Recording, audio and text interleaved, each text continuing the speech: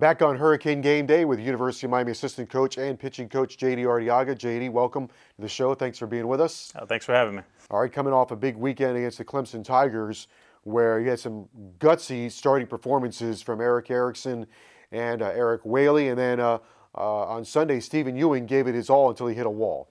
Yeah, Erickson and Whaley have been doing it all year, and Erickson's come back after, I guess, a year and a half off, hasn't been pitching, and has done a great job for us on Friday nights. And Whaley's been a tough luck starting pitcher, has an ERA in the low twos, and I think has a 3-2 record or something like that. So I think got a whole lot of run support, and Ewing stepping into this second weekend start in the ACC, playing his career, has done a great job. And you're right, he just hit a wall there in the sixth inning, got a big jam. First and third no outs, a big pick to third base, and then Clemson helped out a little bit with a missed hit and run. Threw the runner out at second base, and he just couldn't find it after that. But Sargent came in and faced one hitter, got an infield hit, and then I guess South Sinas came in and finished the sixth and the seventh. Then he got a little interesting there in the eighth with Encinosa walking the first two guys and went to Nedeljkovic, and for getting his, might have been his first save of the season, came in and did a great job.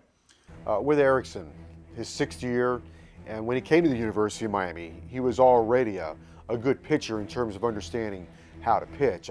I think, but when he's out there with that experience, what kind of trust factor do you have with him? Well, what's amazing with him is his first go around here, he had it all figured out, and he was very successful as a high school pitcher and very successful here his first, 4 years. I guess he missed his junior year, but he was set in his ways, and it was going to be his way, and he did a good job. But now he's come back and really willing to learn and willing to try new things, and he's almost like an assistant coach now. It makes my job a lot easier. And it makes my job easier just putting him out there on Friday nights, but it's a different attitude now. We've seen Whaley grow up as well. His freshman year, right at the end of his freshman year, he started to become a starter for you. Had a couple of valuable starts in the ACC tournament. Last year, moved into the rotation.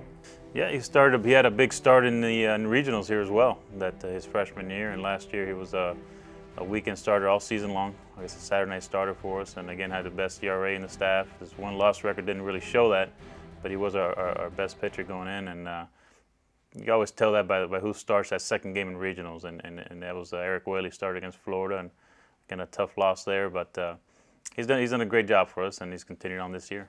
How tough is it to pitch in the ACC? This is a really good baseball conference with a lot of good offensive players.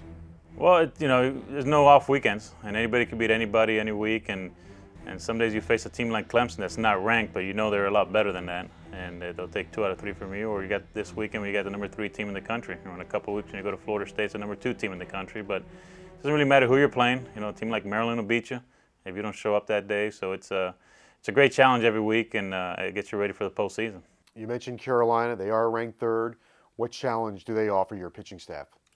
Just a well-balanced team. They're going to run a little bit. They got a little bit of power. They are just fundamentally sound. They move runners over. They'll score runners from third base with less than 2 outs just about every time. And they don't strike out. So they put pressure on your defense, and they put pressure on the pitcher to make pitches. For 9 innings. You spend a lot of time on the recruiting trail, and there are a lot of kids out there that want to be pitchers for the University of Miami. What do you look for in a young pitcher? I'm big into pitchability. We probably don't have the biggest arms in the country as far as guys throwing in low mid 90s. We do have Encinosa, which is a big arm, but for the majority, none of our starters are north of 90 miles an hour. They're all mid to upper 80s, but can really pitch, throw more than 2 pitches for strikes at any time. Can pitch in and out in the strike zone with their fastball, keep the ball down. Going into last weekend, we're number 4 in the country in throw plays turned, and that's the type of pitching we're looking for, guys that pitch to contact, get a lot of ground balls, keep the ball down in the zone. It appears you got pretty good depth in your pitching staff this year. We do. We got a couple injuries now with a couple of key left-handers, but we're down to 2 left-handers in the bullpen right now. But it's a veteran rotation, and in the bullpen as well with Encinosa and then Nedeljkovic, 2 juniors, and South Sinas, a sophomore that's been doing it for a couple of years now. So we're well balanced.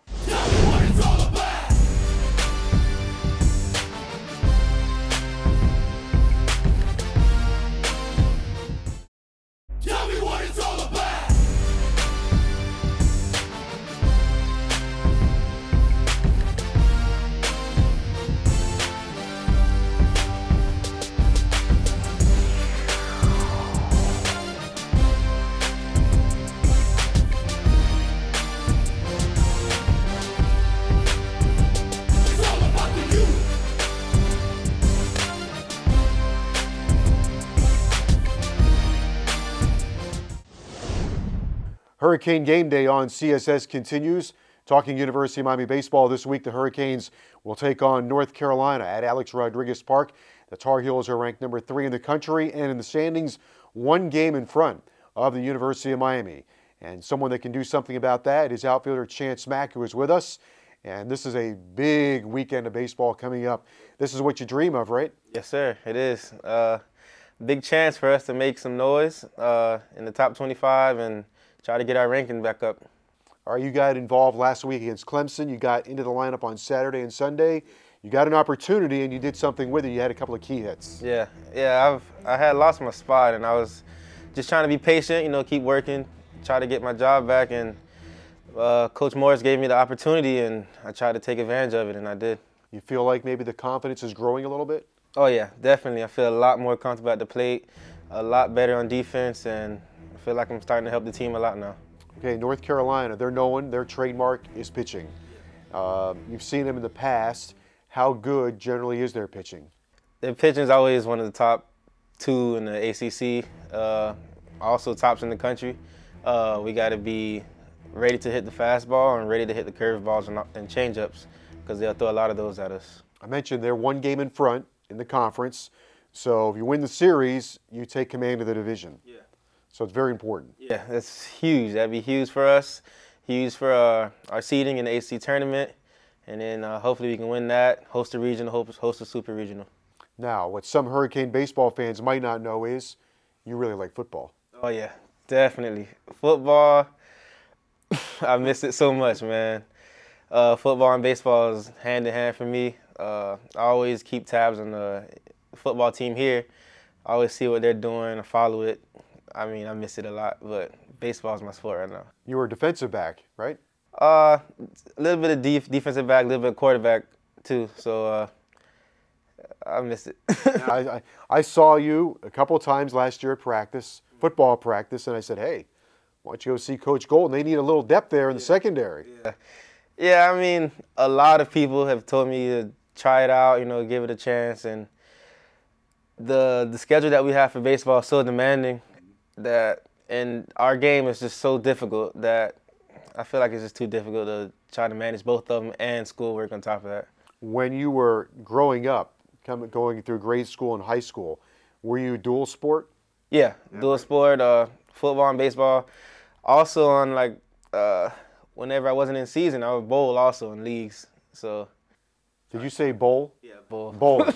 You're a bowler? I love bowling, man. You do? Yeah, it's a family thing. My dad, myself, my brother, we all go bowling. You don't have to put up the bumpers? Nah. No bumpers. I have my own balls drilled, custom fit. Whenever anyone wants to bowl, we can go bowling. Yeah. Do you have a plaid shirt?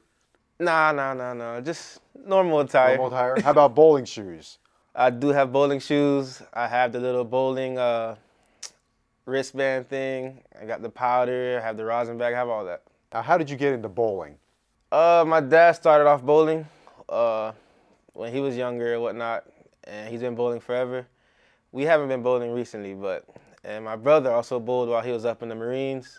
So of course, I had to follow in the footsteps and just started bowling. So you're left-handed, or you're a left-handed bowler? Left-handed bowler. Because, you know, a left-handed bowler is like a left-handed pitcher, though. Sometimes the ball tails. Yeah, but I have my ball custom drilled so that I always have that hook going into the pocket, and I usually do pretty good. Or you said your brother's a Marine. Yeah, former Marine, yep. And how was that growing up, watching him become a Marine?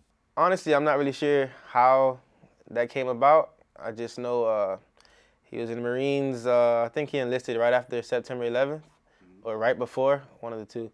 And he did 4 years of service. He did some time in Iraq and Kuwait. Make you proud to know that you have a brother who served the country? Very proud, man. Very proud that he served our country. And it was a little nervous while he was there, you know, gone away to war. But when he made it back, we were all very proud. Marines are tough. Oh, yeah. That's what he always says, the toughest branch in the military. Is he tougher than you? No shot. I'm the toughest one in the family. And that will do it for this week's show. Don't forget, come on out here to Alex Rodriguez Park and see Miami and North Carolina. It should be 3 great games with the division lead on the line. Until next week, I'm Joe Zagacki, and we'll see you right here on Hurricane Game Day on CSS.